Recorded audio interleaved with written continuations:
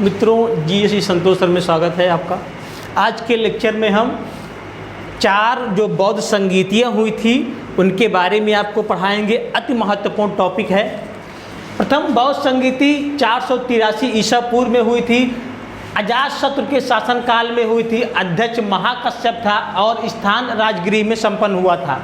द्वितीय बौद्ध संगीति 383 ईसा पूर्व में कालाशोक के शासनकाल में सबाकामी उस समय अध्यक्ष था और वैशाली में संपन्न हुई थी। तृतीय बौद्ध संगीति 255 ईसा पूर्व में अशोक के शासनकाल में संपन्न हुई। मोगलीपुत्र तिस्य अध्यक्ष था तथा यह पाटलिपुत्र में हुई थी।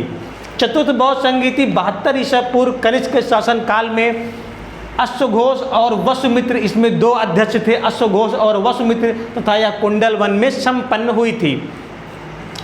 चतुर्थ बौद्ध संगीति अब हम जैन संगीतियों के बारे में आपको बताते हैं। तो प्रथम जैन संगीति किसके शासनकाल में हुई थी? चंद्रगुप्त मौर्य के शासनकाल में हुई थी। स्थूलभद्र अध्यक्ष था और पाटलिपुत्र में संपन्न हुआ था। द्वितीय जैन संगीति देवर्धिगढ़ के अध्यक्ष था और वल्लभी में यह संपन्न हुआ था। इस समय शासक कोई नहीं था, अर्थात देवर्धिगढ़ की अध्यक्षता में वल्लभी में यह द्वितीय जैन संगीति संपन्न हुई थी।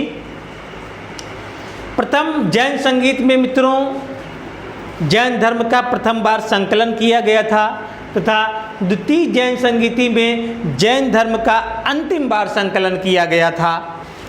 तो यहाँ पर हमने इनको क्रम से लिखा है।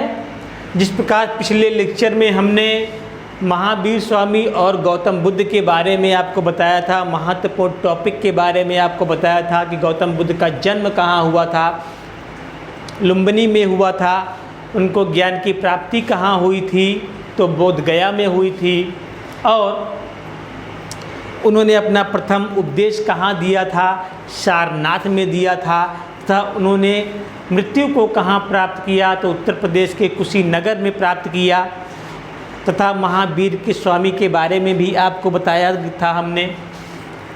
तो जिस प्रकार से हमने उस लेक्चर में इसको बताया था, तो वहाँ पे हमने